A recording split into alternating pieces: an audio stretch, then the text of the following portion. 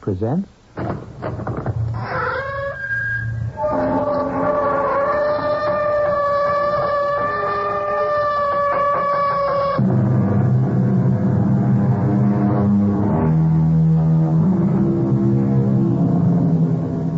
Come in. Welcome. I'm E.G. Marshall. The meek shall inherit the earth, but surely not today. Indeed, it wouldn't be surprising if it didn't happen next week, or next month, or even next year. In order to be a successful member of the meek, one requires patience. Indeed, the thing the meek do better than anyone else is to endure injustice with patience. And yet there is a human limit to endurance, while obviously there is no limit to injustice. Something has to give. Can you describe the man who killed my son? Oh, no. But you saw the man. I didn't. I swear I didn't. That isn't true. Who are you to come busting in and giving me the third degree? Get out! What did he look like? Mister, I got a husband, kids. Let me alone. What did he look like? Get out!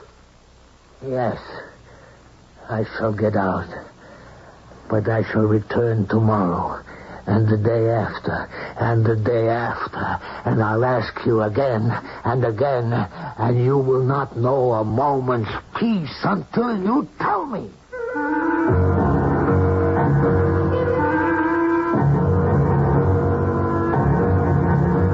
Our mystery drama, Blood Red Roses, was written especially for the Mystery Theater by Sam Dann and stars Robert Dryden. It is sponsored in part by Buick Motor Division and Anheuser-Busch Incorporated, brewers of Budweiser. I'll be back shortly with Act One.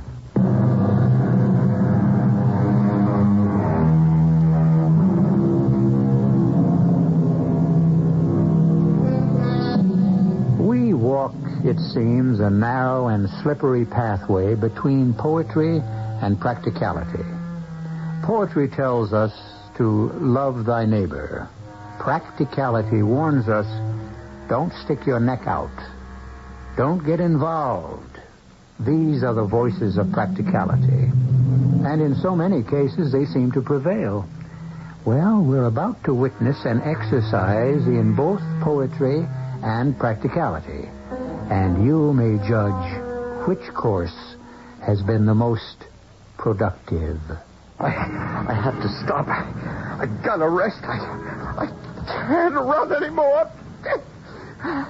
Go, open the door. Quick. Open it up. Open. What do you want? Please, lady, let me in. You're in? Who are you? What do you want? Let me in, please. Just let me hide for a minute. Hide? They're after me. They'll kill me. Go away. For God's sake. Go away, I'll scream. They'll kill me. Go away, please, go away. Somebody's got to hide me. Please. Please. Yes? Please help me. Are you in trouble? Yeah, the guys are coming after me. Help me. Oh, come in. Maybe I shouldn't come in. Well, why not? Because if they find me here, they can kill you, too. Well, maybe we better call the police. Oh, no. But that's what the police are for, to help. No. Well, why are those guys after you? Because I knew too much. I talked too much. And I got no place to hide. Well, sit down. You will not be killed here. Oh, maybe not. You got a gun? This is a sanctuary. A what? A sanctuary. The sanctuary of a church. What church? My church. A church? Well, where's the altar? Where's the cross? This is the church of the heart. It is my ministry to help those in need. Pray with me. Are you crazy? Pray to whatever God watched over your childhood, in whatever language you ever spoke to him, but pray from the heart, the spirit. In here. The gang said he ran in here. Oh, it's Joe. It's Joe. They found me. Come on, open up in there. Open up. We'll bust it down. I told you to let me get out of here. Now it's too late. Let us pray. Open up. The door is unlocked. Here, there he is. Why do you enter this house? Knock him off, Albie. Joe, I'm gone. I know that. But this guy, this priest. What are you trying to pull? What priest? Don't kill him, Joe. He didn't do anything. You must not commit violence in this house. I cannot permit you to... Let go my arm, you not. Let go. Listen!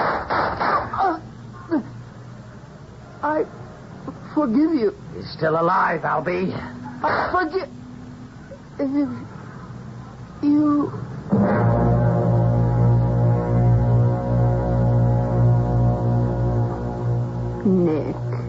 Nick, please. Let me alone, Anna. Look, you can't sit here in the room day and night. At least eat something. Eat something. That will make everything all right. Eat something, and it will bring Stephen back to life. Just eat something to keep up your strength. Yes. I need my strength. I need strength to mourn him. That very nice police lieutenant called on the telephone. He said, as soon as they find the man who killed... Yes? They'll be able to find the man. Is that true? Yes, Nick. You see, they have their ways. Why don't they ask me who killed him? Ask you. I know who killed Steve. Nick. I killed him. I killed my own son. Oh, Nick, you don't know what you're saying. I killed him because I failed him as a father. It's God's will that we go on living. I taught him the wrong things. Would he want you to go mad with grief? It was my duty as a father to arm him. I won't listen to strengthen him for the battle of life. What are you saying? What did I teach him? Oh, you taught him to be honest, to be decent. I betrayed him. No. I disarmed him. I sent him naked and defenseless into the jungle. I filled his head with nonsense. Please, Nick, we must go on somehow. I said to him, my son, we live because of God's love. It's true. It's a lie. Oh, this isn't you talking. This isn't the Nick I've been married to for 40 years. Oh, yes. That much is true. I am no longer the same Nick. The same stupid Nick. The childish Nick. The Nick who believed in miracles. Oh, please, don't say any more now. You really don't mean these things. Oh, Mr. Ardmore called. He wants to know if you'll look after his gardens this year as usual. No. Nick, if you don't work, you must do something to keep your mind busy. My mind is busy enough, Anna. I have other things to think about. What things, Nick? What things?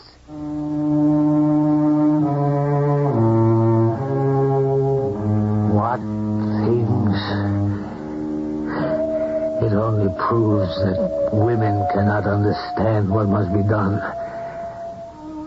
I must kill the man who murdered my son.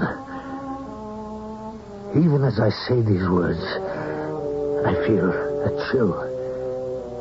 I never spoke this way. I never thought this way. But until now, I never had reason to. Lieutenant Daly. Who? Well, can't you tell him I'm out? Look, I feel sorry for him, too, but what can I do about it? All right, send him in. What does this old guy want from me, anyhow? Mr. Burko, come in, sit down. Oh, thank you. I know what you're here to ask me. Yes. And let me tell you, we're working on it. Are there any results? Well, it was a gangland killing. We know that much. Yes. The guy they were after was a stool pigeon. Excuse me? No, an informer. Oh, yes. Well, the problem is, any one of a number of well-known racketeers could have ordered the hit. We don't know which gang, which outfit is responsible. Yeah, but the gunmen, they prowled through the neighborhood. They were seen. Surely they can be described. By whom? By witnesses. We can't find any. But it is a crowded street. Someone saw them. People are frightened. It is known that the fugitive ran from door to door, and each door was closed to him. Yeah, it's the old story. Nobody wanted to get involved. Well, you can't blame people too much, you know. They're scared. Have you spoken to the people? Yes, Mr. Burko, but we can't force people to testify. Maybe if I spoke to them... What makes you think they would listen to you? I would ask them in a certain way.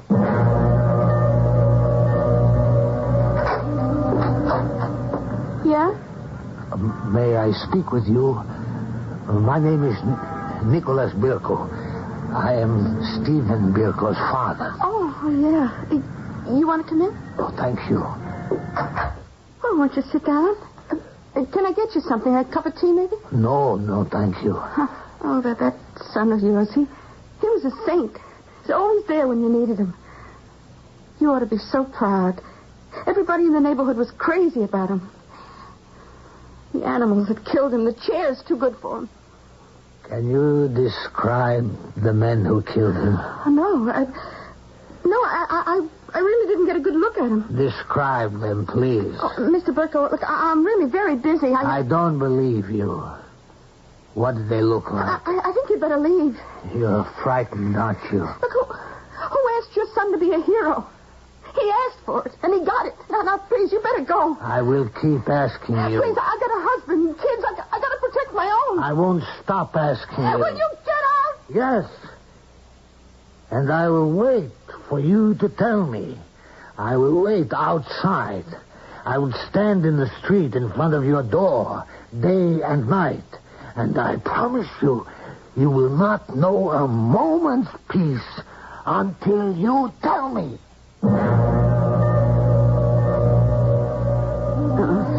Nick? Oh, I'm sorry. I woke you. I'm sorry. Oh, where are you going? It's only 6 o'clock in the morning. Out. Oh, Nick, you can't keep doing this. I can.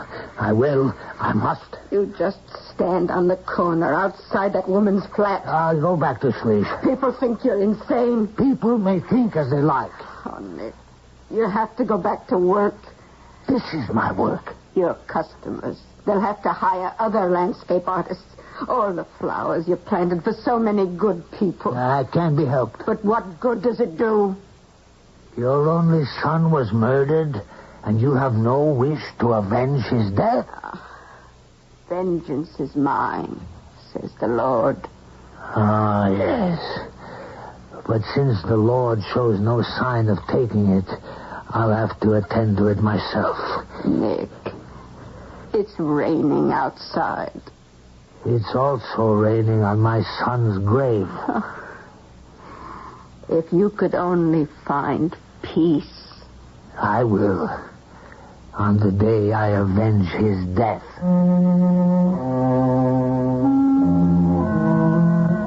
They didn't know what to do about me in that neighborhood. They didn't know what to say to me. So, they did nothing. And they said nothing. And they pretended I wasn't there. But I was. Every day, rain and sunshine. And she would go in and out of her house, and she'd go right past me without a word. And I made no move to stop her, to talk to her. I just looked at her. And then I realized she was going to talk to me. Because she was no longer walking past me. She was beginning to run. And every day she would run faster. And I knew there had to be a limit to how fast she could run. And on that day, she would stop running. And she would walk up to me. And she would say... You win. You win. I'll tell you everything. I just can't run from you anymore.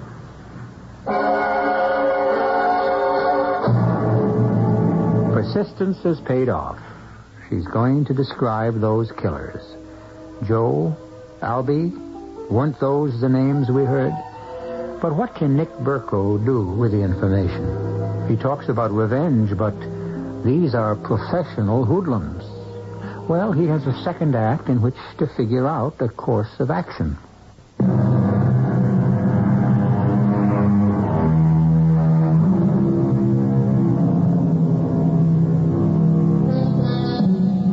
He's a quiet man, a humble man, a meek man. It is doubtful that he ever entertained a violent thought or performed a violent action in his life. And yet, he proposes to hunt down the professional killers of his only son. Don't sell him short. He was able to get what the police couldn't. A description of the gunmen. Joe? Yeah, it has to be Joe Murray. He's got blonde hair. He's over 6 feet. Yeah, it's got to be him. And Albie? Albie's his sidekick, Albie Perry. And so, now, Lieutenant, you know who they are. Yeah. Well, will this woman testify in court? It doesn't matter. Oh, but it does. If she won't testify, we have no witness. And therefore no case. And these guys go free. I am not concerned with that, Lieutenant Daly. I thought you wanted to get the guys who killed your son. These men are merely servants. Isn't that true? Servants of a boss. Oh, yes. That's certainly true. It's this boss who hires them and commands them. He's the real murderer. Isn't that true? Well, yeah. And you said if you knew the employee, the hireling, you could identify the employer, the boss. I can, but it won't do us any good. Once again, we have no evidence. Who is the boss who orders these two men to kill? They work for Jerry Bissett. Jerry Bissett? Yeah. Where can I find him? What do you mean? Where can you find him? What do you think you can do? I will make him pay for the murder of my son. No, but you can't take the law into your own hands. Lieutenant, I find myself in this position only because the law has failed. Look, I know how you feel, Mr. Burko. Huh? Has an only son of yours been murdered? Well, no. Well, then you don't know how I feel. Do you know what you're up against? This guy, Jerry Bissett, he's got connections all the way into Washington, D.C., and so far, he can't be touched. Now, what are you planning? Say, let's say you want to shoot him, huh? How do you think you could get at him? The guy is guarded tighter than Fort Knox, Kentucky. I thanked him. I went home. And then I almost broke into tears. I realized how helpless I was. Oh, Nick, you must rid your mind of all these thoughts. I must destroy that man the way he has destroyed me. Nick, you cannot be destroyed. You have too much good in you. How? Tell me, Anna, how? I've never held a gun in my hand. I can't stand even the thought of a knife. Nick, you can't kill this man. He's already dead. And even if I had the weapon, how could I get close enough to him? His soul has died. He's not worth your trouble. Help me think of a way. Would Steve want you to kill him? Steve? No. But only because I filled his head with nonsense. Don't use that word. What you taught him was not nonsense. Love, my son. Look about you and see God's love. I filled his head with it's nonsense. And he believed it. He believed it. And you don't believe it? No more. Now, let me be free to think. About what? About what I must do.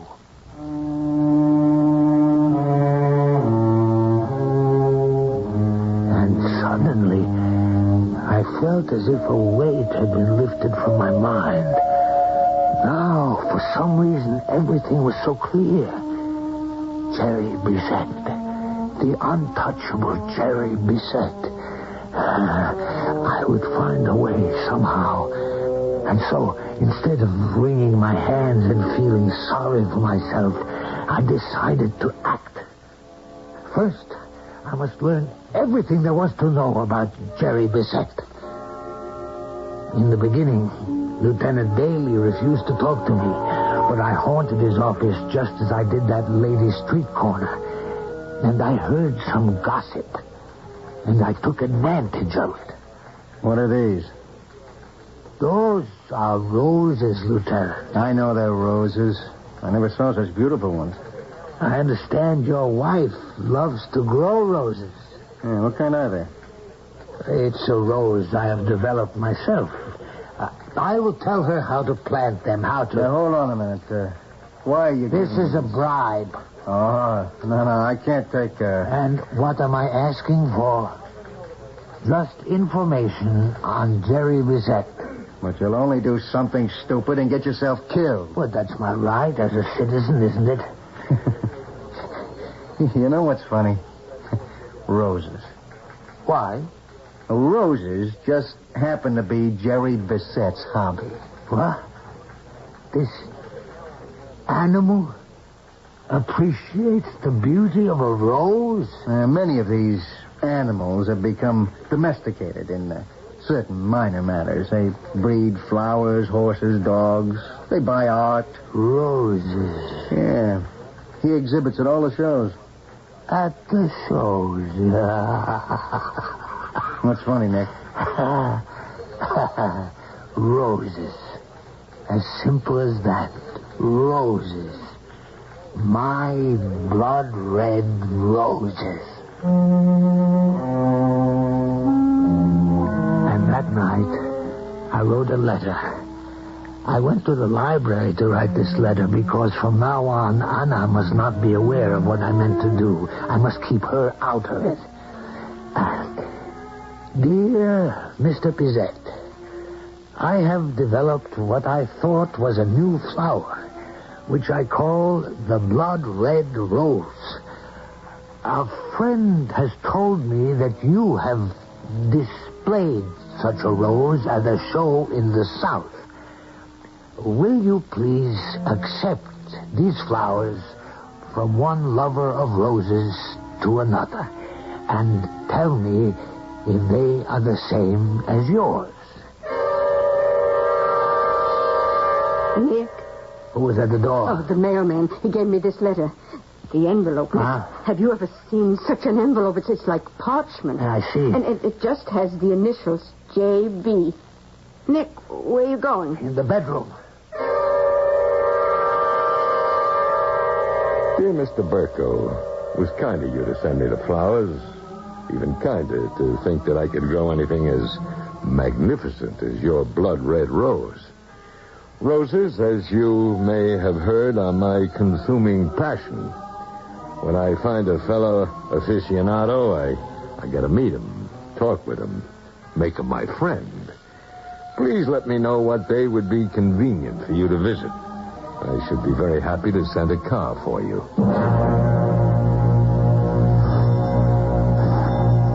A minute, please.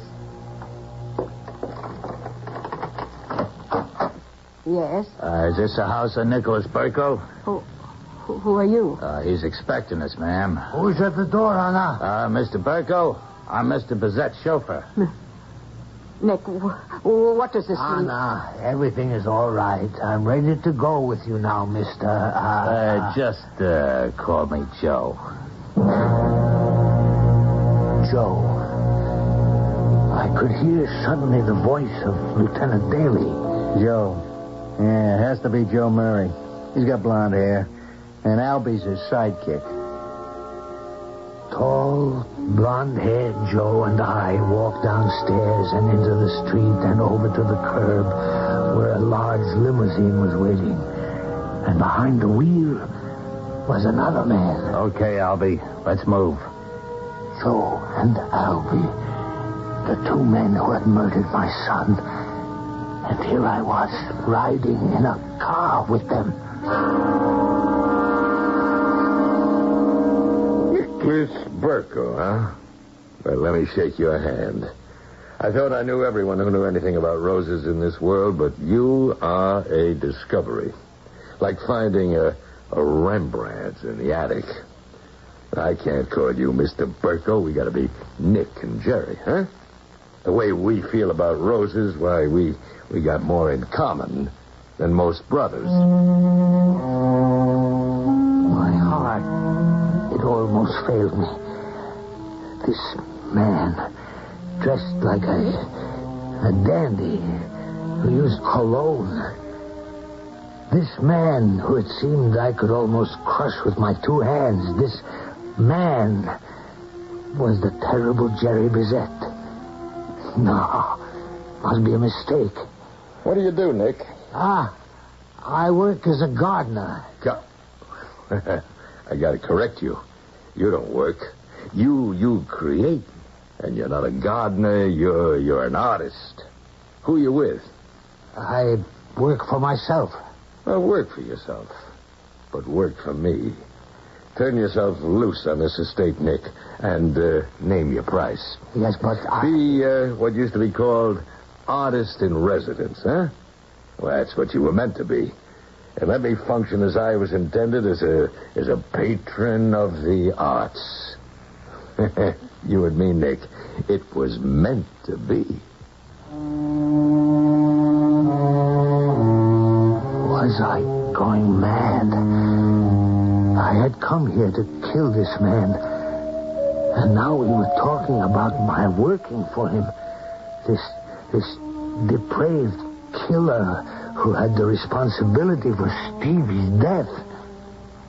What stopped me from ending his life right here, right now? Hey, Pop. Might have known you'd be out here. Oh, Junior, I'd like you to meet Nick Burko. Hiya. That's my son, Jerome Francis Bizet, Jr. Oh, how do you do? Nick developed that rose I showed you, the blood red rose. Yeah, it's a great thrill, Pop. I need some dough. You got your allowance yesterday. Well, you know me, Pop. I can't stay away from that wheel. Junior, you've got to learn... Come on. What's the lecture? You own the joint. Every dollar I lose comes back to you. You just keep the money moving, right? Mr. Roberts tells me you ain't been to the office in a week. Make that a month. The old guy's covering up for me. Junior, you've got to do something productive. Why? My old man's got millions. What do I have to work for?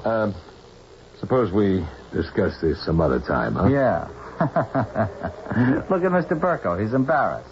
It's okay, Mr. Burko. I can tell. You're a gentleman of the old school. You're lord and master in your house. And when you talk, the wife and kiddies jump, right? Junior, that is enough. Mr. Burko is a true son of the soil. Honest, rugged, like a rock. Well, you know what we do around here, Mr. Burko? Junior. We kill people. That's right. See, we're very polite. We're very sophisticated. We go to the opera, we visit the museums, we're good neighbors, we give to charities. But if you don't do what we tell you, if you don't buy what we sell you, we kill you. You shut up, punk! Ah, that's the dad I know and love. Well, good day to you, Mr. Burko. Mr. Luther Burbank Burko? Oh, kids. You got any kids, Nick? No. Kid. He's 26. 26. Now, why does he do these things to me? Why can't he become a serious person? The world is open up to him. Whatever he wants to be, I can buy for him. Doctor, lawyer, name it. What am I working for? What am I living for? What have I got? Just this kid.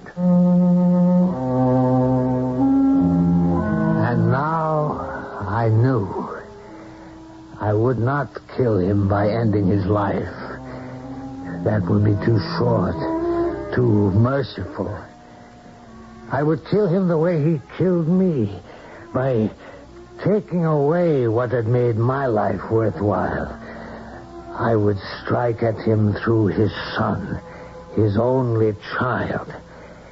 An eye for an eye, a tooth for a tooth, and a son for a son.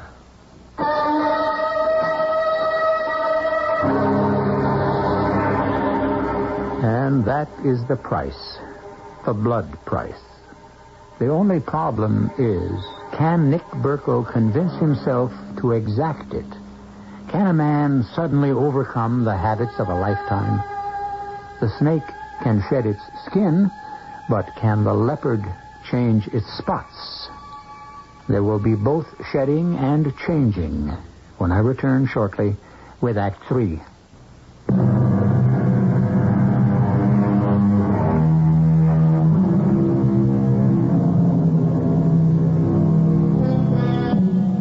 Revenge is a fire that needs to be fed. And the longer it burns, the more fuel it consumes, until finally it burns everything and everyone as it rages out of control. Such a conflagration has already been started. Hello, Anna. Oh, Nick, you're home. Why shouldn't I be home? I live here. Where should I go? Oh, Nick, I was so frightened. You were taken to the house of that gangster chief. Gangster chief? Why, Mr. Bizet is what they call an eccentric millionaire. I don't understand. The man is devoted to roses, as I am. I sent him some blood reds. He asked me to work for him. You would work for him? Anna, life goes on. He killed our son. Who says that? I don't understand, Nick. Our son was murdered by hoodlums, engaged in a private quarrel. Who the killers were, we may never know. We have rumor, we have gossip. Nick, what are you going to do to him? I will not do anything to him. It isn't true. Why should I do anything to him? He is responsible for Steve's death. We know that. And if he is, are we not commanded to forgive? I'm afraid. Of what? Of you. Nick, listen to me. You're different. Different from other men. What are you saying? What other men have you known? Believe me, there is in you a force, a power. Oh, Nick. Anna, you really don't know what you're talking about. Listen to me. I married you because I could feel this power. Power? What power? You have the power of the earth. The forces of the earth are in you. You're a man of the earth. Look at what you can bring forth from the ground. Anna, I'm hungry. Is supper prepared? He's a bandit chief. Bandit chief? We are back in the old country. He is surrounded by fierce, heavily armed men. I wish you would listen to me, my dear Anna. And yet you have the power to destroy him. Because no one and nothing can stop you. Must I eat my supper in some cafeteria? What are you going to do to this man? How are you going to kill him?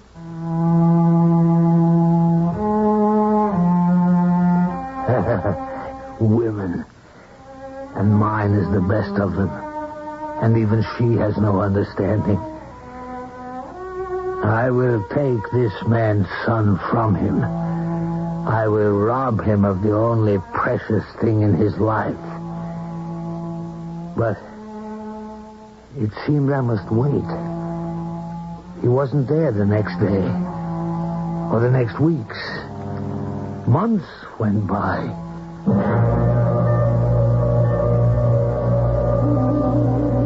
It's a miracle. This garden, it's a miracle. You know something? Nothing ever grew here before. But I saw this garden before I went to work. It was a hustle. It was all brought in, every inch of dirt. This place could only grow weeds. I cannot believe that. You know what I told the old man. I said you got too much blood in the ground.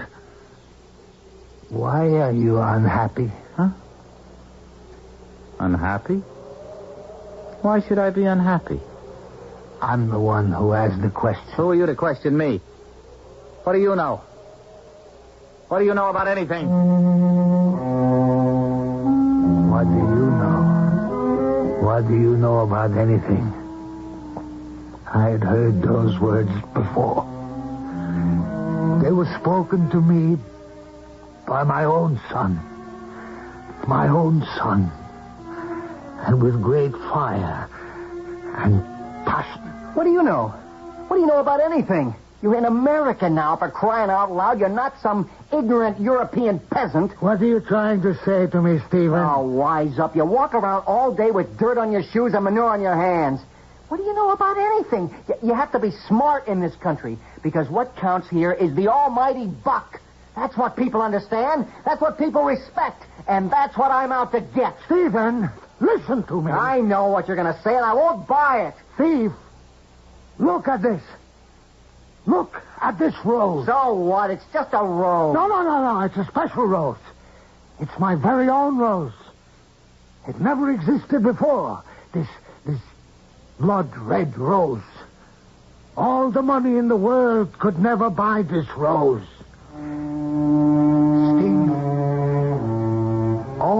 of the money in the world could never buy this rose. Hey, who you talking to, Nick? You all right? Forgive me. Sometimes... Besides, what do you mean?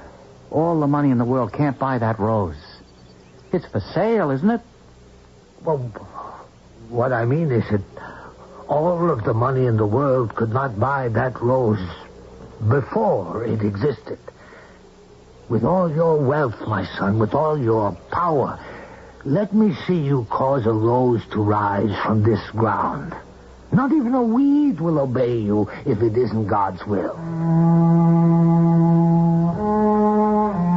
The moment it had come and gone. How could I kill him when I was talking about God? And then a thought flashed into my mind. I wasn't going to kill him. I was going to save him. I knew I was going to save him. And I realized that I wanted to save him more than I wanted anything else in the world. Tell me something, Nick. What are you doing to my boy? Well, what am I doing? I mean, well, he stays home. He doesn't run around. He's very quiet. I see him in the gardens all the time. Well, I don't think I'm doing anything. No, he's finally showing signs of turning into a very serious person. And I have to have him that way to run my business. Anyhow, whatever it is you're doing, Nick, keep it up.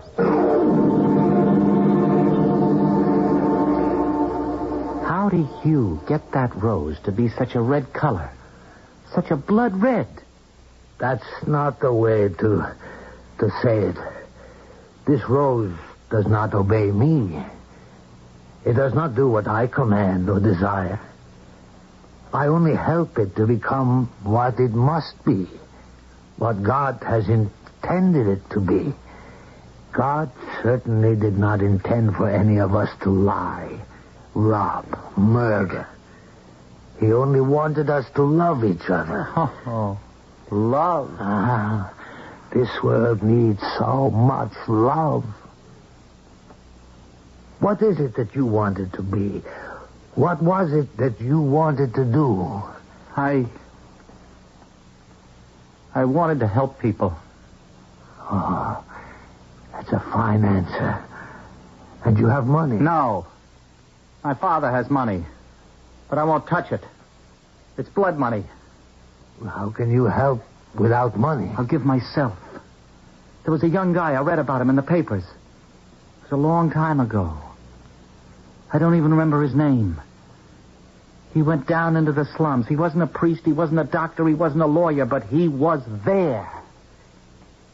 And he did what he could. He was a most unusual young man. Not everyone could do what he did. I know.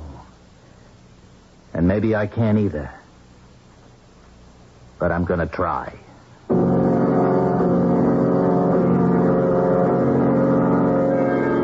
You're crazy. Where are you going? I'm leaving, Father. Well, what are you leaving? You, this, everything. You mean you're going to live in some filthy rat hole, huh? Can't live here. Why? Because I finally found out who I am, what I am, and what I want to do. You're my son. You can't give this up. You can't. Goodbye, Father. But what was it for? Who was it for? Why did I do it? For you. I don't want it. Stay with me, Junior. Why, we can own the world. Come with me, Father. We can have the world. Oh, you'll come back. You'll come crawling back on your hands and knees. You'll get bit by the first rat, hit by the first rock. Yeah. Goodbye, Nick. Goodbye. Could I have some of those roses? Oh, of course. Thanks. Blood red roses. Goodbye. Nick, what's gotten into that boy? Is the whole world gone crazy? Why don't you go and live with him? You know what you're talking about? He has chosen a new way of life. Unless that way becomes your way, you'll never see him again. How can I stop being Jerry Bizet? How? Answer me. You can't. And that's why he's been taken away from you. You've lost him forever.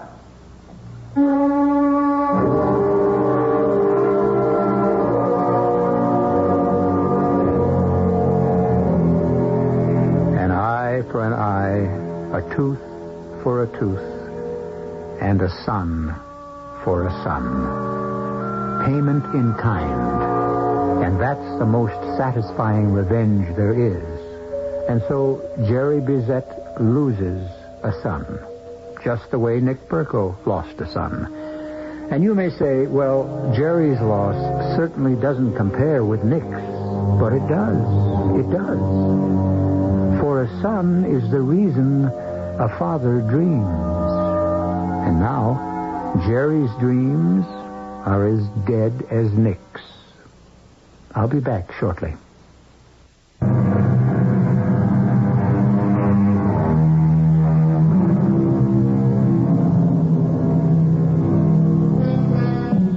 Roses, the traditional flowers of romance. The red rose of courage and valor. The white rose of purity and hope. What's in a name? Everything. The bard to the contrary notwithstanding. Would a rose by any other name smell as sweet? Probably. But who would believe it? Our cast included Robert Dryden, Bryna Raeburn, Arnold Moss, William Redfield, and Bob Kaliban. The entire production was under the direction of Hyman Brown. Radio Mystery Theater was sponsored in part by Anheuser-Busch Incorporated, Brewers of Budweiser, and Buick Motor Division. This is E.G. Marshall inviting you to return to our Mystery Theater for another adventure in the macabre. Until next time, pleasant dreams.